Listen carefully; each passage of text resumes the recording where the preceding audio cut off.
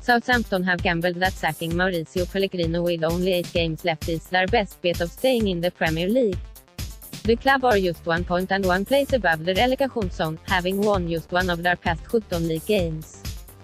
Former Stoke boss has taken over at Marist, but does he have enough time to save the Saints? Only twice in 2 years has a manager taken over a relegation-threatened club Liston and guided them to safety, and both were Sunderland. But the Black Cats did not get a third life and did eventually go down last year.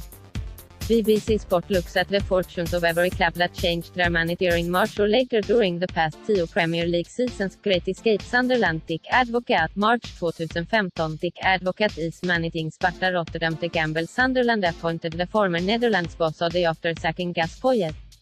Like Southampton, the Black Cats were 17 and 1 point above the relegation zone after a run of 1 victory in 12 league games. They had 9 games left. The result Advocaat guided Sunderland to safety by winning 3 and drawing 3 of their remaining 9 matches, finishing 16th and 3 points clear of the drop. What happened next? A cautionary tale. The Dutchman was due to leave the club that summer but signed a new 1-year contract, only to resign after Sunderland won just one of their first 8 games the following season. The Black Cats were relegated at the end of 2016-17, having survived the previous campaign under Advocaat's successor Sam Allardyce and are now bottom of the championship. Sunderland. Paolo Di Canio. March 2013. Paolo Di Canio has not taken up a managerial role since leaving Sunderland in 2013. The gamble the Italian succeeded Martin O'Neill after a run of poor results left Sunderland 1 point above the relegation zone with only 7 games left. The result Di Canio's side lost just twice in 7 games. They failed to win any of their final 3 fixtures but finished 1 place and 3 points above the relegation zone.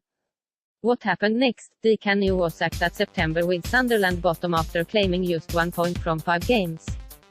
Gas Poyet came in and guided them to 14 before his own struggles the next season. Want to read more on the Premier League relegation battle? Too little, too late. These clubs were already in the relegation zone when they dismissed their bosses. The new manager bounce was not enough to save any of them, several didn't bounce at all. Middlesbrough. Steve Agnew. March 2017. Steve Agnew joined Aston Villa's coaching staff in December. The gamble Middlesbrough sacked Aitor Karanka after a 2-game winless run that left the club 19 and 3 points from safety with 11 games remaining. The result caretaker boss Agnew managed just 1 win and Borough were relegated with 2 games still to play. What happened next? Borough regrouped this season in the Championship under Gary Monk before he was sacked and replaced by Tony Pulis. Under the Welshman, Borough occupied the 6th and final playoff place with 9 games to go. Newcastle. Rafael Benitez. March 2016. Rafael Benitez has refused to discuss his future with Newcastle until their Premier League survival this season has been confirmed. The gamble the Magpies were a point from safety with 2 games to go when they fired Steve McLaren in favor of former Liverpool, Chelsea, Real Madrid, Inter Milan and Valencia boss Benitez. The result despite Benitez losing only 3 matches and improving their points per game ratio to 1:30 from 0.86 under McLaren, Newcastle were relegated with 1 game of the season left. What happened next? The Spaniard stayed on and guided Newcastle to the championship title last season. They are in a relegation battle again this term, but now sit 5 points clear of the bottom 3 with 8 games left after beating Pellegrino's Southampton 3-0 in their last match. Aston Villa. Eric Black. March 2016. Eric Black left Villa Park after the appointment of Roberto Di Matteo. The gamble there wasn't one. Although not yet mathematically relegated, Villa were already doomed when they sacked Remy Gard. The club had just 16 points from 38 games, 12 fewer than 17th placed Norwich.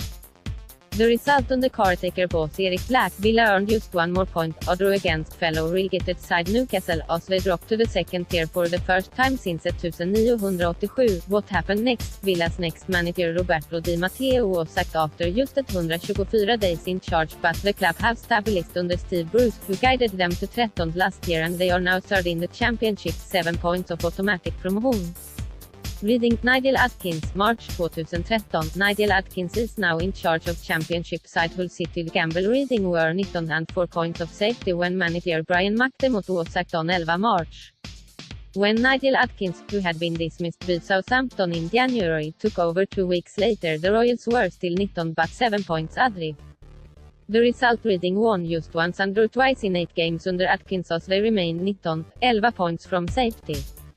What happened next? Adkins stayed on until he was sacked in December 2014 and replaced by Steve Clarke, who lasted just under a year before McDermott returned for a brief second spell. Now under Jaap Stam, the Royals are 19th in the championship, 6 points above the drop.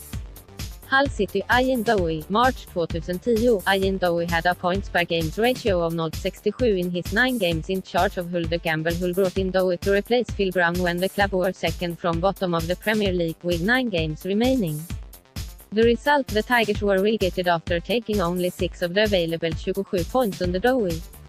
What happened next? Dowie left at the end of the season and Hull spent the next 3 years in the championship, followed by 2 back in the top flight before another yo-yo. The Tigers are 17 in the second tier after relegation from the Premier League last season.